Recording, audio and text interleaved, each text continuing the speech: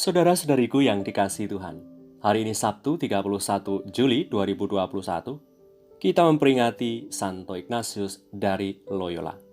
Manusabda kita dari Injil Suci menurut Matius bab 14 ayat 1 sampai 12. Pada masa itu sampailah berita-berita tentang Yesus kepada Herodes, raja wilayah.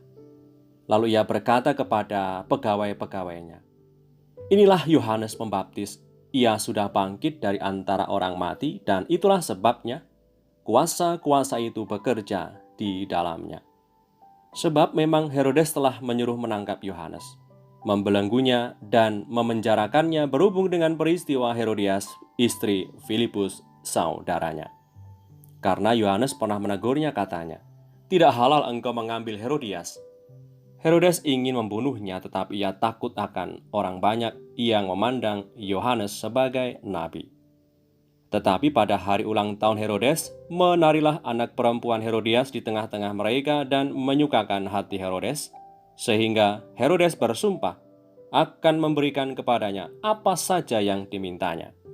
Maka, setelah dihasut oleh ibunya, anak perempuan itu berkata, "Berikanlah aku di sini kepala Yohanes Pembaptis di sebuah talam." Lalu sedihlah hati raja, tetapi karena sumpahnya dan karena tamu-tamunya, diperintahkannya juga untuk memberikannya. Disuruhnya memenggal kepala Yohanes di penjara, dan kepala Yohanes itu pun dibawa orang di sebuah talam, lalu diberikan kepada gadis itu, dan ia membawanya kepada ibunya. Kemudian datanglah murid-murid Yohanes Pembaptis mengambil mayatnya dan menguburkannya. Lalu pergilah mereka memberitahukannya kepada Yesus. Demikianlah sabda Tuhan, terpujilah Kristus. Saudara-saudariku yang dikasihi Tuhan, hari ini dalam sabda Tuhan ditampilkan kepada kita sebuah tragedi kehidupan. Tokohnya itu ada Herodes, Herodias, dan Yohanes Pembaptis. Yohanes Pembaptis pernah menegur Herodes karena ia mengambil Herodias sebagai istrinya, padahal Herodias adalah istri dari Filipus, saudaranya. Herodias dendam atas teguran dan kritikan Yohanes Pembaptis yang walaupun kita tahu sebenarnya teguran itu benar adanya. Herodias pun mengajarkan kebencian dan dendam itu kepada anak gadisnya. Saudari-saudaraku yang terberkati, bila saja Herodias menerima teguran itu sebagai sebuah pengajaran, suara kenabian Yohanes Pembaptis, tentu tidak akan ada dendam kesumat, hingga berakhir pada haus darah. Herodias lebih memilih ternyata.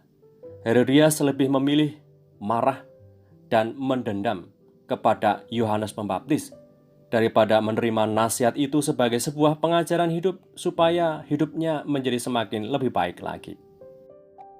Saudara-saudariku yang dikasihi Tuhan, Tuhan Yesus pernah bersabda demikian, "Apabila saudaramu berbuat dosa, tegurlah dia di bawah 4 mata.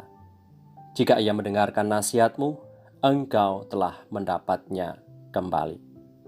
Tentunya ketika mendengar teguran, kritikan, itu memang sakit, tidak mengenakkan.